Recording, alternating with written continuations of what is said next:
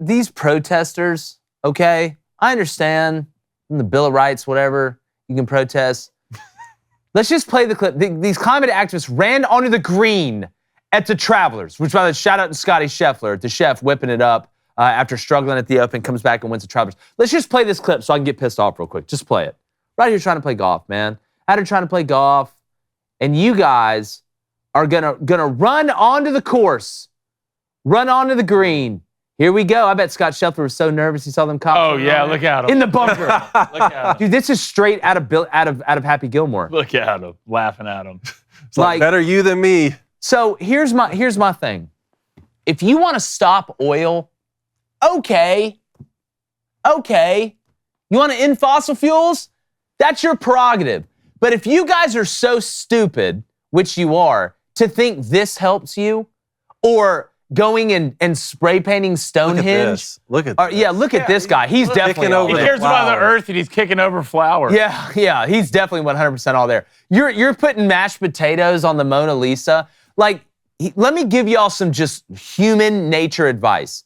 This is making people hate you more. When I saw this, you know the first thing I wanted to do?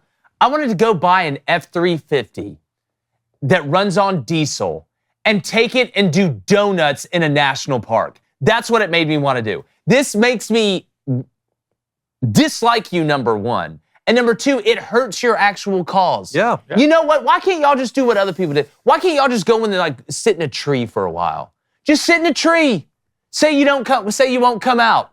Okay, we know you're gonna come out eventually, but you're gonna go and lay down on the green? Like, you're in my line. I'm Scott Scheffler, I'm trying to win. Good. You're gonna lay down with spray paint in my line? Automatically good. But here's what's gotta happen.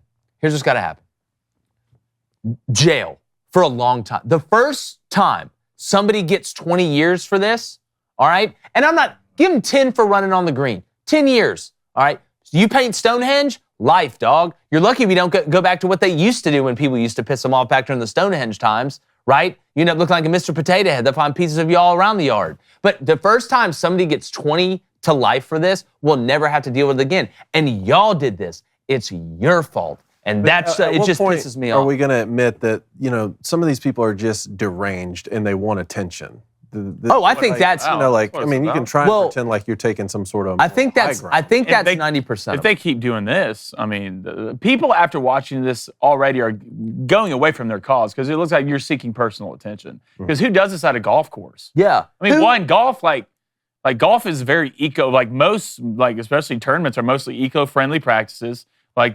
Golf has done wonders going through with the environment to do things better for their golf course. One, you're hurting people for local jobs for these tournaments, money that it brings in. And at the end of the day, it only looks like you're trying to bring personal satisfaction to yourself and not for the real cause. Because if you're doing something how is this helping anything? Name one person. I promise you, all right, like I say all the time, I only know 4 things, they all start with F. All right, but I don't think there's one person that was sitting watching the golf tournament on Sunday that's watching the end, had watched all 4 rounds, or just maybe had turned it on to watch the finish and saw that and was like, you know what? We need to stop big oil. Mm-hmm. That person doesn't exist. There were a lot of people, probably most people, that said, you know what? Screw these guys.